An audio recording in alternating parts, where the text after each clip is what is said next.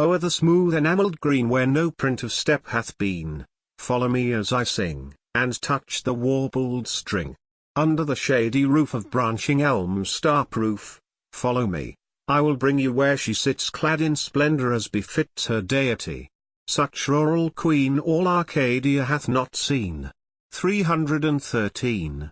From Comus I the star that bids the shepherd fold, now the top of heaven doth hold, and the gilded car of day, his glowing axle doth allay in the steep Atlantic stream, and the sloped sun his upward beam shoots against the dusky pole, pacing toward the other goal of his chamber in the east.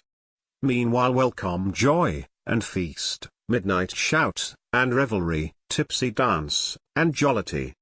Braid your locks with rosy twine dropping odours, dropping wine. Rigor now is gone to bed, and advice with scrupulous head, strict age, and sore severity, with their grave saws in slumber lie. We that are of purer fire imitate the starry choir, who in their nightly watchful spheres, lead in swift round the months and years. The sounds, and seas with all their finny drove now to the moon in wavering morris move, and on the tawny sands and shelves, trip the pert fairies and the dapper elves, by dimpled brook, and fountain brim, the wood nymphs decked with daisies trim, their merry wakes and pastimes keep. What hath night to do with sleep? Night hath better sweets to prove. Venus now wakes, and wakens love. Come, knit hands, and beat the ground, in a light fantastic round. John Milton. 1608–1674 314. From Comus 2. Echo, sweetest nymph that liv'st unseen within thy airy shell by slow meanders margent green, and in the violet embroidered vale where the lovelorn nightingale nightly to thee her sad song mourneth well. Canst thou not tell me of a gentle pair that likest thy Narcissus are? Oh, if thou have hid them in some flowery cave, tell me but where, sweet queen of parley, daughter of the sphere. So mayst thou be translated to the skies, and give resounding grace to all heaven's harmonies. John Milton. 1608–1674 315. From Comus 3. Sabrina the spirit sings. Sabrina fair, listen where thou art sitting under the glassy, cool, translucent wave, in twisted braids of lilies knitting the loose train of thy amber dropping hair. Listen for dear honour's sake, goddess of the silver lake, listen and save. Listen and appear to us, in name of great Oceanus, by the earth-shaking Neptune's mace, and Tethys' grave majestic pace, by hoary Nereus' wrinkled look, and the Carpathian wizard's hook, by scaly Triton's winding shell, and old soothsaying Glaucus' spell, by Leucothea's lovely hands, and her son that rules the strands, by Thetis' tinsel-slippered feet, and the songs of sirens sweet, by dead Parthenope's dear tomb, and fair Lygia's golden comb, wherewith she sits on diamond rocks sleeking her soft alluring locks, by all the nymphs that nightly dance upon thy streams with wily glance. Rise, rise, and heave thy rosy head from thy coral paven bed, and bridle in thy headlong wave, till thou our summons answered have. Listen and save. Sabrina replies, by the rushy-fringed bank, where grows the willow and the osier dank, my sliding chariot stays, thick set with agate, and the azurn sheen of turquoise blue, and emerald green that in the channel strays. Whilst from off the waters fleet thus I set my printless feet o'er the cowslip's velvet head, that bends not as I tread. Gentle swain, at thy request I am here. John Milton. 1608–1674 316. From Comus 4 the spirit epiloguizes, to the ocean now I fly, and those happy climes that lie where day never shuts his eye, up in the broad fields of the sky. There I suck the liquid air all amidst the gardens fair of Hesperus, and his daughters three that sing about the golden tree. Along the crisped shades and bowers revels the spruce and jocund spring, the graces, and the rosy bosomed howers, thither all their bounties bring, that their eternal summer dwells, and west winds, with musky wing about the cedron alleys fling nard, and cassia's balmy smells. Iris there with humid bow, waters the odorous banks that blow flowers of more mingled hue than her purfled scarf can show. and drenches with Elysian dew. List mortals, if your ears be true, beds of hyacinth and roses where young Adonis oft reposes, waxing well of his deep wound in slumber soft, and on the ground sadly sits th Assyrian queen, but far above in spangled sheen celestial Cupid her fam's son advanct, holds his dear Psyche sweet entranced after her wandering labours long, till free consent the gods among make her his eternal bride, and from her fair unspotted side two blissful twins are to be born, youth and joy, so Jove hath sworn. But now my task is smoothly done, I can fly, or I can run quickly to the green earth's end, where the bow welkin slow doth bend, and from thence can soar as soon to the corners of the moon. Mortals that would follow me, love virtue, she alone is free. She can teach ye how to climb higher than the sphery chime, or if virtue feeble were, heaven itself would stoop to her. Yet once more, O ye laurels, and once more ye myrtles brown, with ivy never sere, I come to pluck your berries harsh and crude, and with frosty fingers rude, shatter your leaves before the mellowing year. Bitter constraint, and sad occasion dear, compels me to disturb your season due.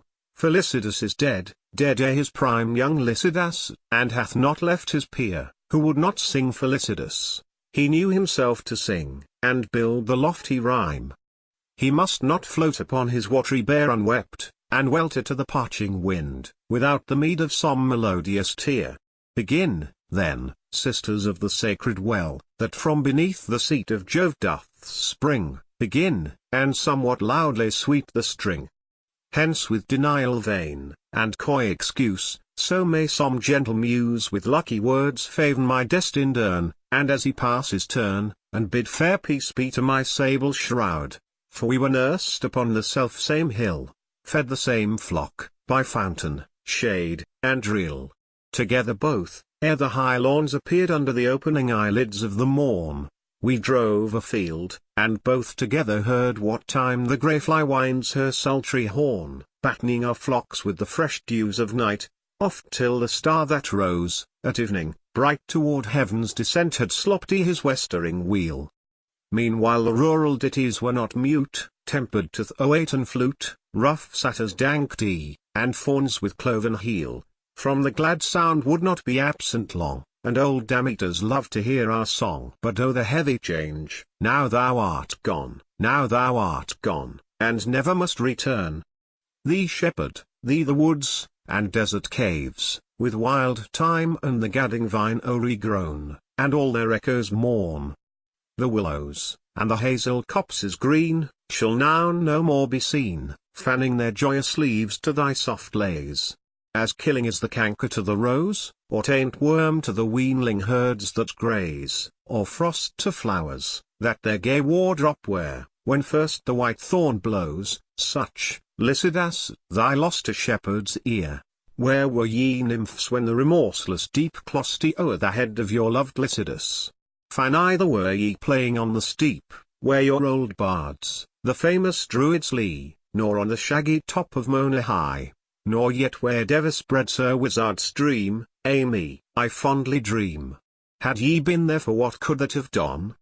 What could the muse herself that Orpheus bore, the muse herself, for her enchanting son whom universal nature did lament, when by the route that made the hideous roar, his gory visage down the stream was sent, down the swift Abras to the Lesbian shore. Alas! What boots it with uncessant care to tend the homely slighted shepherd's trade, and strictly meditate the thankless muse, were it not better done as others use, to sport with Amaryllis in the shade, on with the tangles of Nerea's hair. Fame is the spur that the clear spirit doth raise, that last infirmity of noble mind, to scorn delights, and live laborious days.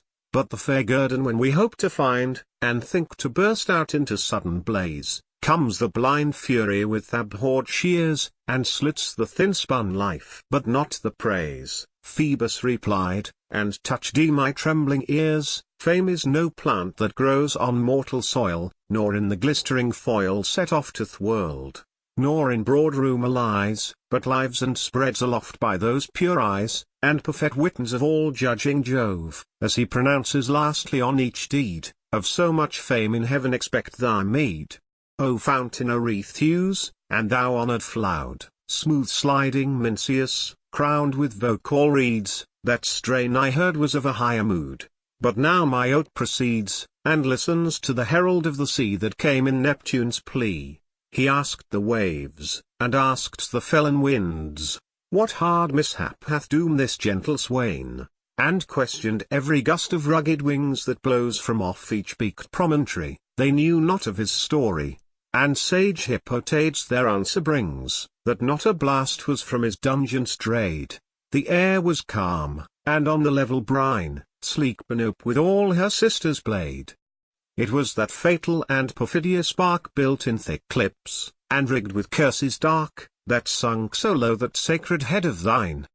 Next Camus, reverend sire, went footing slow, his mantle hairy, and his bonnet's edge, inwrought with figures dim, and on the edge like to that sanguine flower inscribed with woe. Ah, who hath reft, quoth he, my dearest pledge?